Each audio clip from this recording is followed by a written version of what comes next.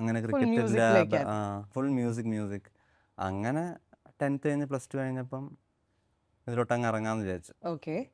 And when you got into it, ആരായിരുന്നു first Sushin എന്ന് പറയുന്ന ഒരു ടാലന്റിനെ കണ്ടെടുത്ത്? എത്രയോ പേര് ടാലന്റഡ് ആയിട്ട് ഉണ്ടാവും, but you have to be at the right place at the right time with the right people.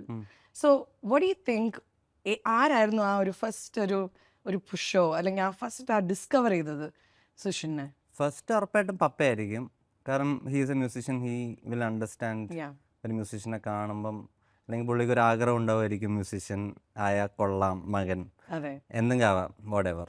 അപ്പം പുള്ളിയാണ് എന്നെ മ്യൂസിഷ്യനെ കണ്ടത്. പിന്നെ പുള്ളിയുടെ കൂട്ടത്തിലുള്ള ലൈക്ക് പുള്ളിയുടെ ഫ്രണ്ട് ഒരു തിലകൻ ഞങ്ങളുണ്ടായിരുന്നു. പുള്ളിയാണ് എനിക്ക് ആദ്യമായിട്ടൊരു കീബോർഡ് തന്നത്, ഒരു ചെറിയ കാസിയോടെ. ആ കാസിയോ കിട്ടിയപ്പോഴാണ് എനിക്ക് അതിൻ്റെ അകത്തുള്ള ഡെമോ സോങ്സും ഇതൊക്കെ ഇങ്ങനെ പ്ലേ ചെയ്തുകൊണ്ടിരിക്കുമ്പം എന്തൊക്കെയോ ഒരു മ്യൂസിക്കായിട്ടുള്ളൊരു കണക്ഷൻ ഭയങ്കര ചെറുതായിട്ടുള്ള ടൈമിൽ.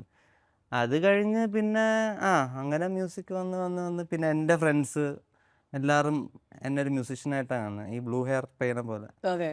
അതേപോലെ ഇങ്ങനെ ഒരു മ്യൂസിഷ്യൻ എന്നുള്ളൊരു സാധനത്തിലാണ് മൊത്തം വളർന്നത്. അതായത് പപ്പ എവിടെ കൊണ്ടുപോയാലും ചിലപ്പോൾ സർക്കസിന് കൊണ്ടുപോകുന്ന പോലെ കൊണ്ടുപോകും എന്നെ. അതായത് കണ്ണ് പൊത്തിയിട്ട് കീബോർഡ് വായിപ്പിക്കുക, ഇങ്ങനത്തെ പല നമ്പർ ഇറക്കും. അപ്പം ഇതൊക്കെ ചെറുപ്പം മുതൽ ഉണ്ട്. എവിടെ പോയാലും മ്യൂസിക്കാണ്, വേറെ ഒന്നും എനിക്ക് ഓർമ്മയില്ല. അങ്ങനെ ശ്യാംപ്രകാശിൻ്റെ മോൻ എന്ന് പറയുന്ന മ്യൂസിഷ്യൻ എന്നുള്ളൊരു സാധനമാണ്.